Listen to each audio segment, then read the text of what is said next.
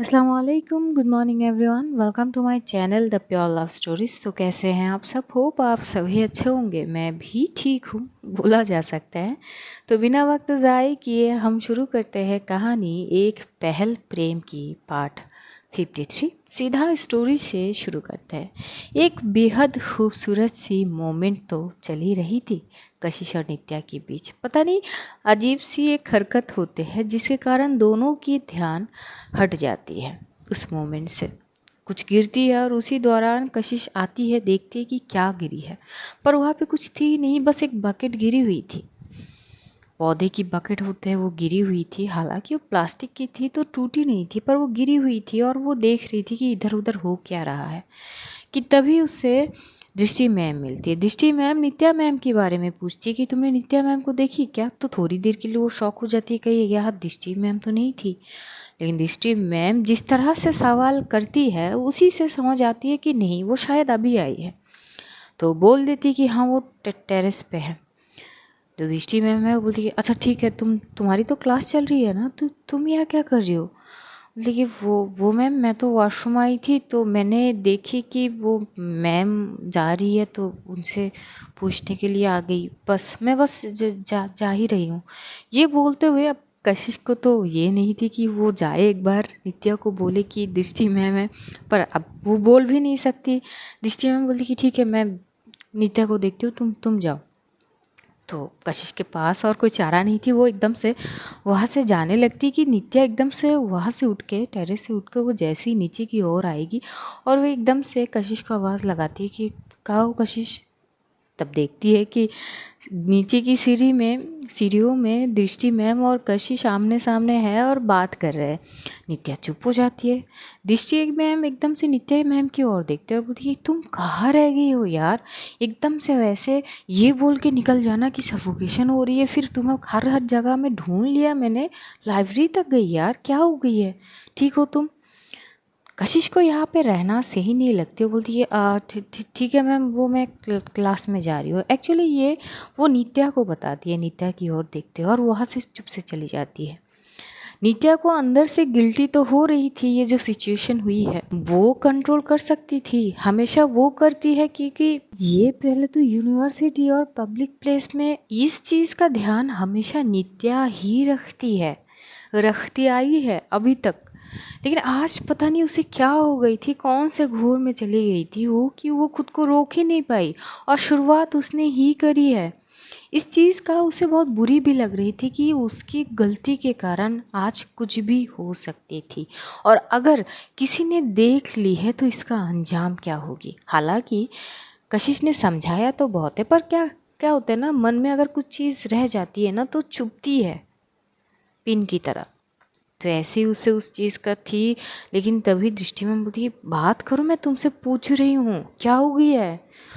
तो जो नित्या है बोलती कि कुछ नहीं, मैं ठीक हूँ। बोलती है इतनी जल्दी तुम्हारी वो सफोकेशन जो हो रही थी, घुटन महसूस हो रही थी, सब कुछ ठीक हो गई? ऐसा क्या कर लिया तुमने?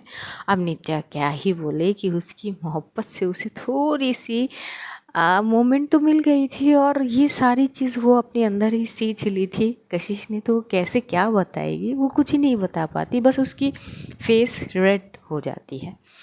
एकदम से दृष्टि में बोलती है एक बात समझ नहीं आती, मैं जब भी तुमसे कुछ सवाल करती हूँ ना, ये तुम तो जवाब तो नहीं देते हो, पर तुम्हारी फेस जवाब देती है, लाल क्यों हो जाती है? क्या तुम शर्माती हो या कुछ? मुझे समझ क्यों नहीं आ रही, बहुत कंफ्यूज है ये। अब नित्या मैम क्या ही बोलेगी, वो दृष्टि मैम की हाथ पकड़ते बोलती है क्या अब भी, चलिए ऑफिस चलते हैं। तो ये दोनों अपनी ऑफिस रूम में आते हैं, वहाँ पे कुछ बात वगैरह करके जो अपने अपने एक और क्लासेस थे इन दोनों के, वो अपने हिसाब से चले जाते हैं। उधर दूसरी ओर कशिश जैसी ही पहुँचती है तो जानवी तो एक तो घूर के देखती कि वॉशरूम बोल के ये इतनी देर तक लगा दी, कहाँ गई ये? बोलती कि तू कहाँ गई थी? देखिए वो मैं, तो बोलती कि क्या वो मैं क्या बकरी थोड़ी है, बोल। देखिए आराम से, क्लास चल रही है।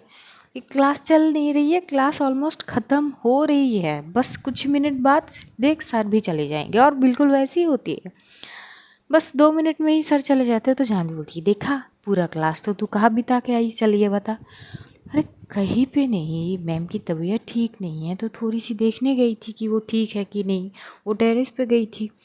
और बोलती अच्छा तो ये बात तू सीधा पहले भी बोल सकती थी आराम से, हाँ मैं कौन सा तुझे प्रेशराइज करती हूँ। तो बोलती वो हेलो जानवी, तुझे मतलब पता भी है तू कितनी प्रेशराइज करती है बात सुनने के लिए। तो बोलती हाँ तो आराम से बता दे, सुनने की ज़रूरत नहीं है। और एकदम से तभी जो है एक और प्रोफेसर आता है तो वो भी क्लास लेने लगते हैं। लेकिन इस बीच एकदम से कुछ बॉटल या कुछ गिर जाती है। गिर जाने से जो कशिश है वो थोड़ी सी झुकती है। झुकने के बाद वो देखती है तो जो नोटबुक के पन्ने फाड़े गए थे ना, बरखा ने जल्दी जल्दी में दूसरा पन्ना तो फाड़ लिए थे, लेकिन कुछ वो कागज़ के टुकड़े होते हैं ना, वो पीसेस नीचे गिरी हुई थी। कशिश बोलती है अब ये कहाँ से आ गए, क्योंकि क्लासरूम पूरा क्लीन थी ना, तो अगर एक भी थोड़ी सी कागज़ का टुकड़ा गिरती है तो एक्स्ट्रा हो जाते हैं। तो बोलती है ये कहाँ से गिरी है।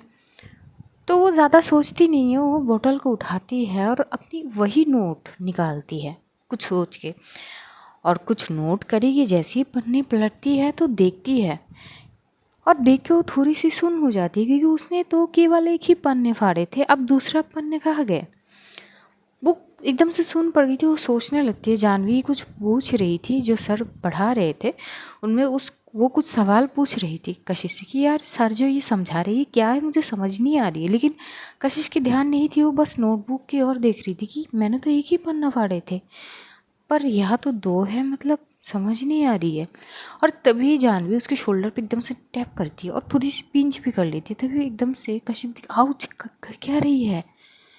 बोली कि क्या तू कहाँ खो गई। बोली कि नहीं खोई नहीं हूँ, थोड़ी सी स्ट्रेंज है। बोली कि क्या स्ट्रेंज है। बोली कि अरे वो कुछ, तभी वो चुप हो जाती है। अब वो कैसे कहेगी जानवी को कि कुछ लिखी थी, तो चुप हो जाती है। जानवी बोलती है बोल ना। देखिए कुछ नहीं, तो चुप हो जाती है। और यहाँ पे ये लोग वो लेक्चर जो है वो ले लेती है। जैसे ही ख़त्म होती है, अब घर जाने की बारी थी।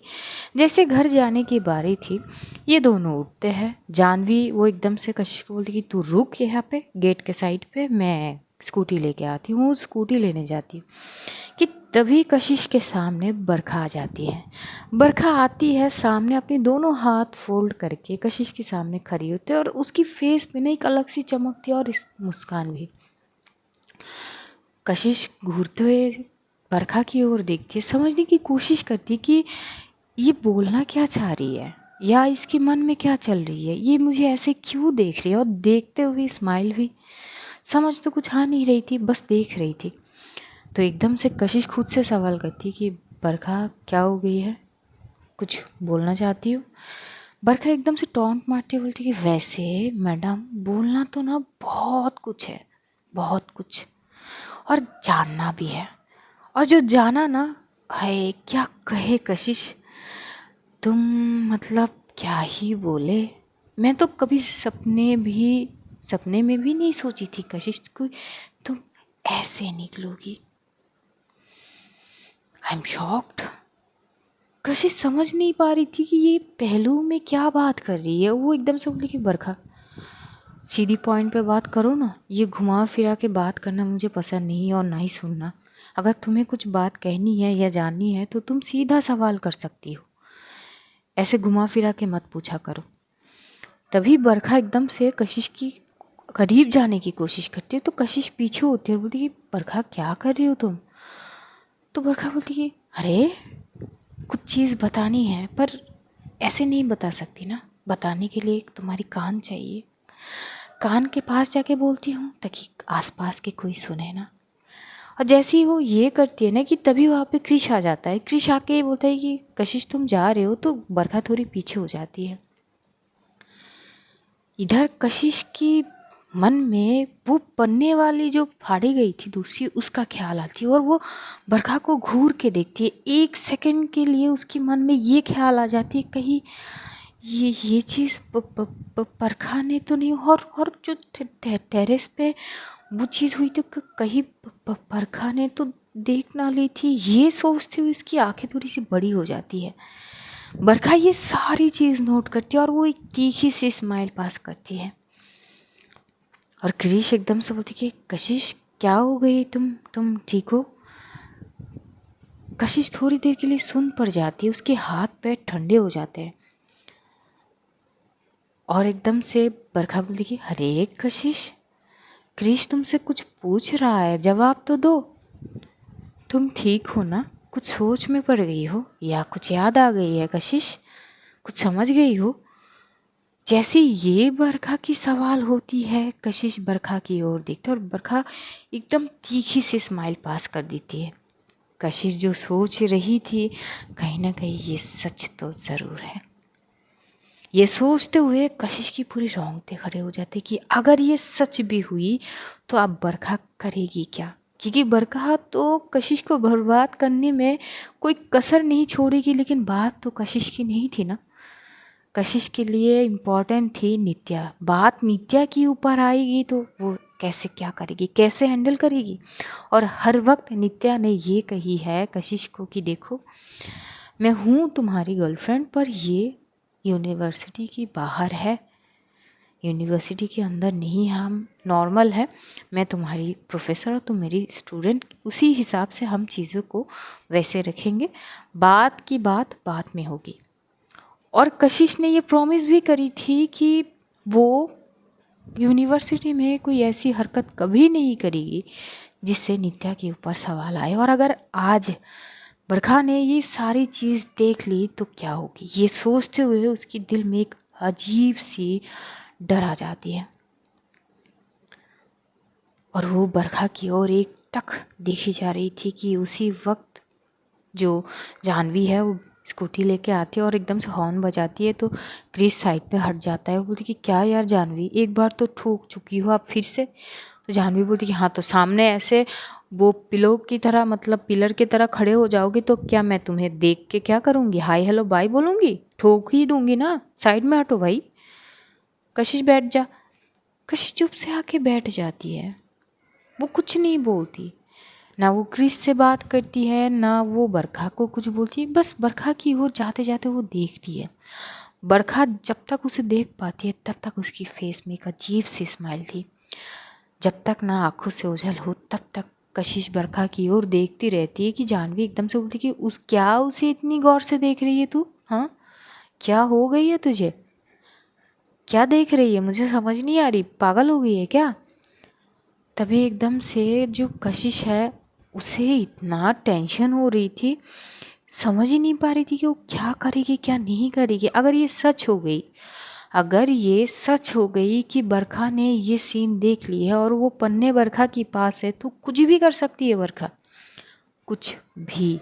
और ये क्या गारंटी है कि बरखा ने अगर वो टेरेस वाली सीन देखी है तो उसने कोई पिक ना ली हो, कोई वीडियो ना ली हो।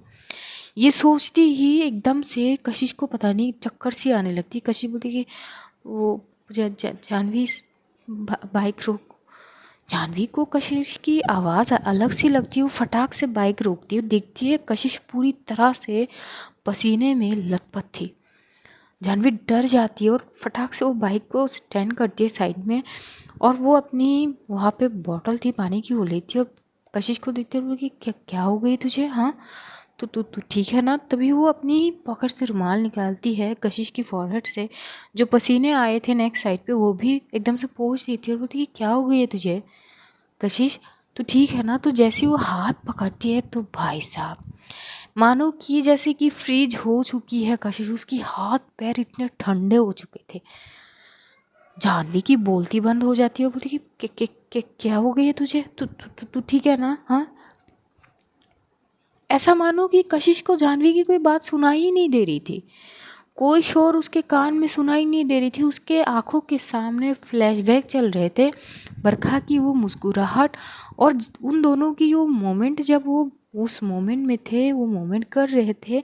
उस वक्त जो डिस्टर्बेंस हुई थी, जो बाकिट गिरी थी, जो शब्द हुई थी, जो आवाज़ हुई थी, वो सुनती है, केवल वो आ रही थी।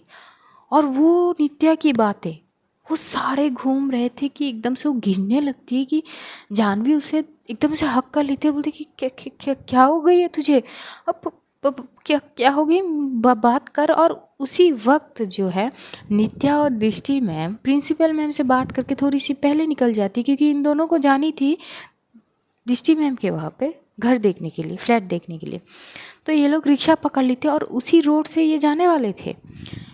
तो ये दोनों तो बात करते करते जा रहे थे, दिष्टि मैम। तभी दिष्टि मैम बात करते करते उनकी नज़र साइड में जाती है कि एक साइड पे, रोड के एक साइड पे जो जानवी है वो कशिश को हक करके रखी है। कुछ इस तरह की सीन थी कि जैसे कशिश गिर रही है या पता नहीं क्या है, उसको हक करके रखी है। तो दिष्टि मैम बोलती कि नित्या, नित्या बोलती कि हाँ, ये देखो यार, मैं कुछ ज़्यादा देख रही हूँ क्या? मतलब मेरी आंखें तो ठीक है, पर ये कशिश और जानवी नहीं है, देखो तो साइड में। नित्या फटाक से साइड में देखती है तो वो देखती है कि हाँ, ये कशिश और जानवी है। कशिश को हक करके रखी है जानवी ने और बार बार उसकी सर पे सहला रही थी। फटाक से वो रिक्शे वाले को रोकती है कि भाई साहब यहाँ पे रोक दीजिए, और नित्या फटाक से उतर के भागते हुए जाती है और एकदम से बोलती है कि जानवी क्या हो गई है? जानवी पीछे पलट के देखती है कि मैम है। वो बोलती है पता नहीं, ये तो बेहोश हो गई है। पर कैसे? ये मुझे नहीं पता, मैं तो बाइक चला रही थी, ये पीछे बैठी हुई थी मुझे पकड़ के, अचानक बोली कि बाइक रोक, मैंने रोक दी, और पता नहीं ये कुछ क्या, मुझे समझ ही नहीं आ रही, ये कुछ तो सोच रही होगी। देखो ना इसके हाथ पैर कितने ठंड हो गए हैं। नित्या जैसे ही कशिश के हाथ पकड़ती है वो खुद शॉक्ड होता है, मानो कि उसकी शरीर में कोई खून बची ही ना हो।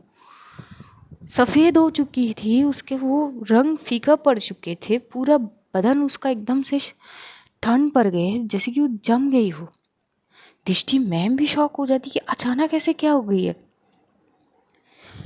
जो कशिश है वो तो बेहोश हो चुकी थी। नित्या क्या करती है, उसको एकदम से अपनी साइड में लेती है, ऐसे साइड हक होते हैं ना, जैसे वो लेती है वो, उसको कोई होश तो थी नहीं।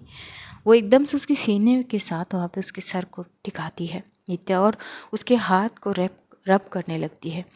उसको वहाँ पे साइड पे कुछ स्पेस थी, वो जैसे तैसे वहाँ पे दिष्टि मैम और नित्या मैम उसको संभालते हुए उसे ले जाती है, बैठाती है, और जो जानवी को बोलती है पानी लेके आओ। और पानी की बोतल ख़त्म हो चुकी थी क्योंकि वो सीधा उसके सर पे डाल दी थी पानी, ताकि ये होश में आ जाए। बार बार फेस में मार रही थी, जैसे तैसे खुद कर तो नहीं पा रही थी, पर पानी वेस्ट हो जाती है।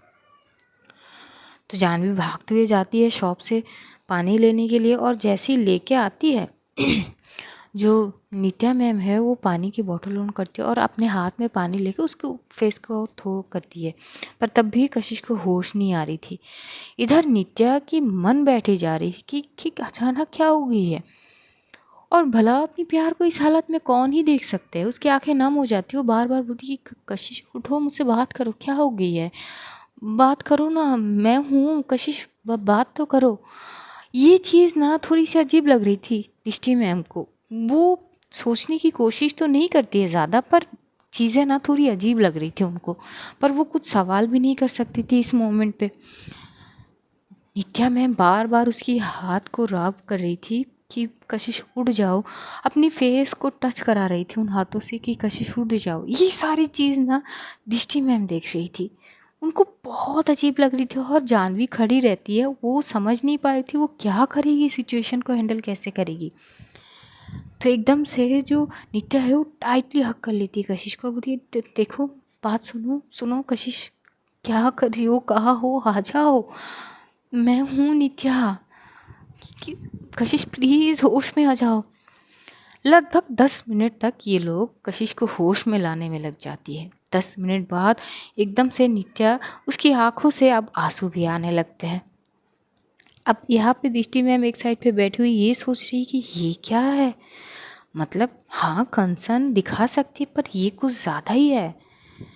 वो समझ ही नहीं पा रही है चीज़ों को, और नित्या बस उसे हक करी थी, उसके हाथ को अपने हाथों में थाम के रब कर रही थी। और तभी एकदम से कशिश को थोड़ी थोड़ी अब होश आने लगती है। जैसी होश आती है वो अपनी आंखें खोलती है, और जैसी आंखें खोलती है वो देखती है वो नित्या की बाहों में है। नित्या उसको अपनी सीने में समा के उसकी हाथ को अपनी ही हाथों से रब कर रही थी। जैसी ये देखती है तो एकदम से बोलती कि नित्या मैम। तभी नित्या जैसी ही कशिश की आवाज़ सुनती है वो एकदम से उसकी ओर देखती है कि हाँ इसको होश आ गई, और उसे कस के गले लगा लेती है। तुम बोलती तुम ठीक हो ना? हाँ, अचानक क्या हो गई है तुम्हें? हाँ, तो तुम ठीक हो ना? जैसे वो हग करती है ना, कशिश देखते ही कि साइड में तो दृष्टि मैम बैठी है, तो एकदम से वो थोड़ी-सी पुश करती है, बोलती है कि मैम वो मैं ठीक हूँ। नित्या को समझ नहीं आ रही थी, बोलती कि क्या हो गई है? कशिश अपनी आँखों से ही इशारा कर देती है कि साइड में दृष्टि मैम है। तब जाके नित्या को होश आती कि शिट! नि दृष्टि मैम भी साइड थी। तो थोड़ी सी शांत हो जाती है और दृष्टि मैम भी बोलती कि क्या हो गई है कशिश तुम्हें? हाँ, अचानक बेहोश कैसे हो गई? तो बोलती है नहीं वो कुछ कुछ नहीं मैम। दी कुछ नहीं? सीरियसली? बिना कुछ हुए तुम बेहोश कैसे हो गई? मुझे ये समझ नहीं आ रही है। जानवी भी बोलती कि हाँ, क्या क्या हो गई अचानक तुझे? अब कशिश क्या ही बोलेगी, को वहाँ पे कोई समझ नहीं पा रहे थे कि कशिश को हुआ क्या है, और कशिश के मन में जो तूफान चल रहे थे वो उसको शांत नहीं करा पा रहे थे। जैसे तैसे थोड़ी सी नॉर्मल होती है, पानी पिलाए जाते हैं और थोड़ी सी उसको बोलते हैं कि तुम शांत हो जाओ, लंबी सांस लो, पहले रिलैक्स हो जाओ और बताओ क्या हुई है। पर वो कुछ बोल नहीं रही थी। तभी एकदम से जो कशिश है वो बोलती कि जानवी चल हम घर चलते हैं, सॉरी मैम वो मेरे कारण आप लोग परेशान हो गए। तभी दृष्टि मैम बोलती कि पागल हो क्या तुम? हाँ, देखो बात तुम्हारी नहीं है, पर ऐसे सिचुएशन में एकदम से बेहोश हो जाना इस रिस्की यार। ट्राई टू अंडरस्टैंड, हमारी जगह कोई और होते वो भी परेशान होते। Please take care of you self. Kashish बोलती कि जी मैम आगे से रख लूँगी। बोलती कि हाँ प्लीज़ आगे से रख लो, और अगर तुम्हारी तबीयत ठीक नहीं है, कोई और इशू है तो तुम भी बता सकती हो, अगर हमें नहीं बतानी तो दैट्स फाइन, घर जाके अपनी मम्मी को बता देना प्लीज़। जी जी जी जी मैम। जानवी चल हम चलते हैं, वो मतलब घर चलते हैं। तो वहाँ से जानवी वो संभालती हुई कशिश को उठाते हुए बोलती कि तू सच में जा पाएगी ना बाइक पे? एक काम करते हैं, मेरी बाइक को मैं यहीं पे छोड़ देती हूँ, तुझे ऑटो से लेके चलते हैं ना यार, तू गिर गई तो? कि मैं नहीं गिरूंगी, तुझे पकड़ के बैठूंगी ना। बोलती नहीं यार, मुझे खुद पे भी भरोसा नहीं है, अगर तू गिर गई तो तुझे चोट वोट लग गई। बोली अरे यार कुछ नहीं होगी जानवी, चल ले प्लीज़। अगर बाइक यहाँ पे छोड़ेगी तो वापस फिर से आनी पड़ेगी तुझे। तो बोलती कि कोई बात नहीं, मैं वापस आ जाऊंगी ना। बोलती चल ना यार, क्या है, बोल रही हूँ ना कि मैं ठीक हूँ, समझ नहीं आ रही है? तो जानवी बोलती कि पक्का? बोलती कि हाँ पक्का, चल मेरी माँ अब। तो वहाँ से ये दोनों रवाना हो जाते। जाते जाते जो कशिश है वो एक बार नित्या की ओर दिखती। नित्या को समझ नहीं आ रही थी कि अचानक इसको हो क्या गई है। और दृष्टि मैम वो एकदम से नित्या की ओर देखती है और बोलती कि अच्छा एक बात बताओ नित्या। बोलती कि हाँ। तभी कुछ पूछना तो चाहती थी दृष्टि मैम, पर पता नहीं कुछ सोच के बोलती कि नहीं कुछ नहीं, चलो हमें लेट हो रही है, तुम्हें भी तो हॉस्पिटल जानी है। बोलती कि हाँ वो तो जानी है। बोलती कि हाँ पहले फ्लैट देख लेते हैं चलो। तो ये लोग जाते हैं, जो रिक्शा से आए थे उसी रिक्शा में, क्योंकि रोकने के लिए बोलते थे, तो उसी रिक्शा में ये लोग वापस दृष्टि मैम के वहाँ पे चले जाते हैं। इधर जानवी वो पूरी रास्ते भर पूछ रही थी कि क्या हो गई, पर कशिश नहीं बता पा रही थी, क्योंकि वो खुद इस सोच में गुम हो गई थी कि आखिर क्या बरखा ने वो सारी चीज़ देखी है या केवल उसकी मन की बहम है। यही चीज़ सोच रही थी। घर पहुंचती है, जानवी को कशिश ने ये बता दी थी कि खबरदार मम्मी को कुछ नहीं बतानी है, और जानवी उसकी कसम के आगे क्या लाचार हो जाती है, वो बोलती नहीं है। वो वहाँ पे उसको छोड़ती है, वो रहती है वहाँ पे, फ्रेश वगैरह होके आती है कशिश और देखती है वो अब भी है। बोलती तू गई नहीं? बोलती कि नहीं मैं थोड़ी देर के लिए रुक गई हूँ। तो बोलती कि अरे यार मैं ठीक हूँ जानवी, क्या तू छोटी बच्ची नहीं हूँ मैं। बोलती कि हरकतें तो तेरी वैसी ही है। बोलती है कि छोटी बच्ची नहीं है। तो कशिश घूर के देखती है जानवी को, तो जानवी को घूरने से ना सच ना बदलेगी नहीं, डरा दी थी यार मुझे। तभी कशिश की माँ बोलती कि किस बात की डरा, कैसे कैसे डराई तुमको वो? जानवी चुप हो जाती है, बोलती नहीं मासी वो मजाक कर रहे थे ना, हम तो प्रैंक कर रही थी ये बेहोश होने की। तो एकदम से कशिश की माँ बोलती है बेटा ये गलत बात है, ऐसी चीज़ों से ना प्रैंक नहीं करना चाहिए। तो कशिश बोलती है हाँ मम्मा सॉरी जानवी, आगे से नहीं होगी। तो जानवी बोलती है आई बड़ी सॉरी बोलने वाली। वहाँ से अब जानवी बोलती है कि वैसे आज भी तो मैम शायद नहीं आएगी ना, वो तो हॉस्पिटल में बिजी है, तो क्या मैं चली जाऊँ? पता नहीं कशिश को क्या सोचते हो, बोलते कि यार वो नहीं आ सकती तो हम तो जा सकते हैं ना। जानवी घूरते हुए देखती है कशिश को, बोली सीरियसली देख, मैं मुझे पता है कि तू पढ़ाकू लड़की है पर मैं पढ़ाकू नहीं हूँ, मतलब हद हो गई। अब मैम से पढ़ने के लिए हम हॉस्पिटल पे चले जाए, क्या दिमाग कहाँ छोड़ के आई है तू? तुझे पढ़नी है ना तू घर पे बैठ के पढ़, मुझे ना जानी हॉस्पिटल में। सोचो मासी क्या लड़की पैदा की हो आपने, ये पढ़ाई के लिए हॉस्पिटल जाएगी। किसी की मतलब क्या ही बोले। कशिश कशिश एकदम से बोली कि मैं बस बोली थी, तू मुझे इतना सुना दी है। और नहीं तो क्या, मतलब तू सोच तू क्या बोली है। मैम नहीं आएगी तो इसका मतलब क्या है, हम हॉस्पिटल चले जाए केविन में उनसे पढ़ने के लिए, हे भगवान। तभी एकदम से कशिश की मॉम बोलती कि तुम दोनों भी ना।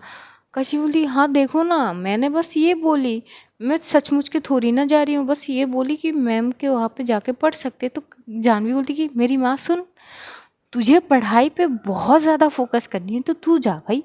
और हाँ कुछ अच्छे खासे पढ़ लिए ना तो मुझे नोट कर देना, मुझे वापस व्हाट्सएप कर देना, ठीक है अब मैं जाऊँ।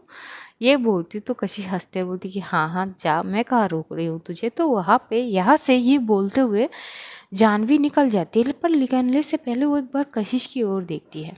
कशिश उसका देखना समझ जाती है, बोलती कि जानवी मैं बिल्कुल ठीक हूँ, जा फ़ोन पे बात कर लेंगे।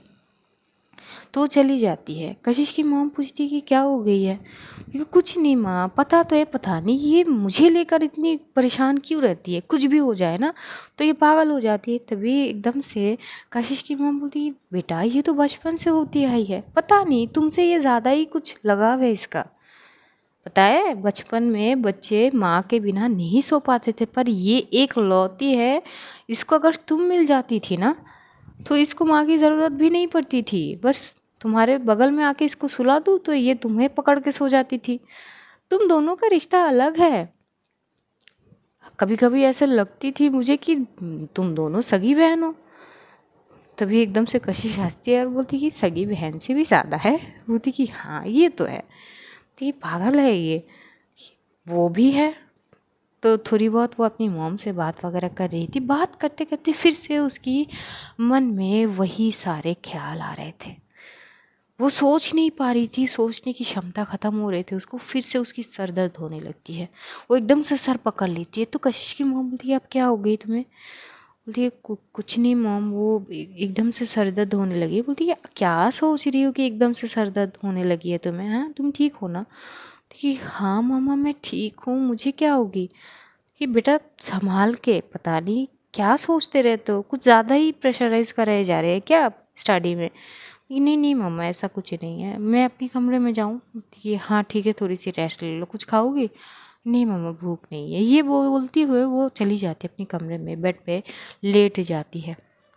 पर सो कहाँ पाती है सारी चीज़। और सबसे ज़्यादा परेशान वो इसलिए थी कि अगर कुछ चीज़ हो भी गई, सामने आ भी गई, तो नित्या के ऊपर क्या बात आएगी, यही चीज़ उसे सबसे ज़्यादा परेशान कर रही थी। दूसरी ओर नित्या वो जाती है जो दृष्टि मैम के वहाँ पे, जो उनके उनके एक फ्लोर ऊपर ही वो फ्लैट खाली थी। वो जाती है, वो काफ़ी अच्छी थी, पसंद भी आती थी, आई थी। ज़्यादा बड़ा भी नहीं थे तो ज़्यादा छोटा भी नहीं थे, उसके लिए परफेक्ट थी।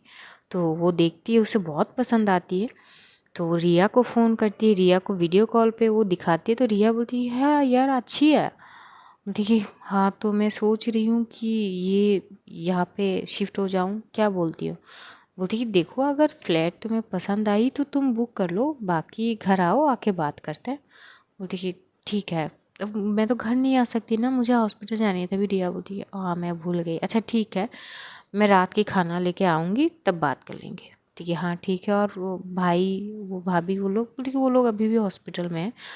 बोलती है अच्छा ठीक है मैं बात करके आती हूँ यहाँ से। तो वो बात करती है, वहाँ पे जो थे ओनर उनसे बात वगैरह करती है, रेंट के बारे में सब कुछ वो पता वगैरह करती है। तो वो ले लेती है फ्लैट और बोल देती है कि जो राहुल जैसी डिस्चार्ज होगी हॉस्पिटल से होगा वो यहीं पे आनी पड़ेगी ना उसको। तो बोल देती कि हम शायद 3-4 दिन में शिफ्ट हो जाएंगे। तो बोलती है हाँ खाली है, वैसे भी महीने ख़त्म हो चुके हैं, आप आ सकते हो, मुझे कोई इशू नहीं है। एडवांस वो कर देती है। तो दृष्टि मैम बहुत खुश होती है, बोलती कि चलो फाइनली तुम मेरे करीब आ गई। तो एकदम से नित्या बोलती कि मतलब, बोलती अरे मतलब पास आ गई, तुम ऊपर मैं नीचे। तभी एकदम से नित्या बोलती है ये क्या ऊपर नीचे। बोली अरे यार तुम्हारी माइंड कहाँ है नित्या, मतलब ऊपर की फ्लोर में तुम रहोगे और नीचे की फ्लोर में हम, ये देखो डबल मीनिंग वाले चीज़ें मत सोचा करो तुम। तो एकदम से नित्या हंसते बोलती है कि आप ही ने बोल रहे हैं तुम ऊपर मैं नीचे, ये थोड़ी अजीब नहीं है। तो दृष्टि मैम हंसती है बोलती कि बेटा ये सब ना, इसमें ना मैं माहिर हूँ। तो एकदम से नित्या हंसते बोलती कि क्या आप भी। तो वहाँ पे ये दोनों जाते हैं, तो जो नित्या को है दृष्टि मैम अपनी घर ले जाती है, उसको चाय वगैरह देती है, उसके बेटे से मिलती है नित्या, बात वगैरह करती है। फिर वो उसे कशिश की ख्याल आती है कि वो ठीक तो है ना। वो कॉल करती है कशिश को, लेकिन कशिश फ़ोन उठाती नहीं है। लगभग वो 5 से 7 कॉल कर चुकी थी कशिश को, लेकिन कशिश फ़ोन उठाती नहीं है। टेक्स्ट भी करती है तो टेक्स्ट का भी रिप्लाई नहीं देती है। वो जाह्नवी को कॉल करती है, जाह्नवी एक ही रिंग में फ़ोन उठा लेती है। और तभी नित्या वो दृष्टि मैम को बोल के वो निकल जाती है हॉस्पिटल के लिए। रास्ते में वो जाह्नवी से बात कर रही थी। वो पूछती है कि कशिश ठीक है ना। जाह्नवी पूरी बोलती है कि मैं तो देख ही आई हूँ ठीक है, अब पता नहीं है क्योंकि मैंने भी कॉल करी है तो मासी ने कही है उसकी सर पे दर्द है तो सो रही है और कुछ पता नहीं है मुझे। तभी नित्या बोलती अचानक क्या हुई थी। जाह्नवी बोलती कि मुझे नहीं पता ना मैम, मैं तो उसको लेके चल रही थी, अचानक बाइक रोक दी तो वो कुछ बोलना चाहती थी, अब मुझे समझ नहीं आ रही थी। तो जैसे देखी कि वो एकदम से बेहोश हो गई, उसके हाथ पैर ठंडे हो गए। बस नित्या को समझ नहीं आ रही थी कि कुछ तो हुई है, पर क्या हुई है उसे जाननी है। और कशिश इजीली बताएगी कि नहीं ये अलग सी बात है। लेकिन अब तो ये फ़ोन भी नहीं उठा रही है तो वो अलग टेंशन है। वो सोचती है कि अगर ये फ़ोन नहीं उठाएगी तो कैसे क्या पता करेगी। वो जाह्नवी को बोलती है कि जाह्नवी ये तो फ़ोन नहीं उठा रही है और मुझे अभी हॉस्पिटल जानी है, मैं क्या करूँ।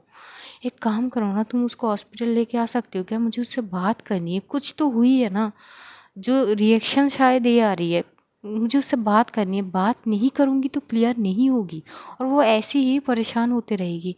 तो बोलती कि मैम आप आज तो शायद मुमकिन ही नहीं है।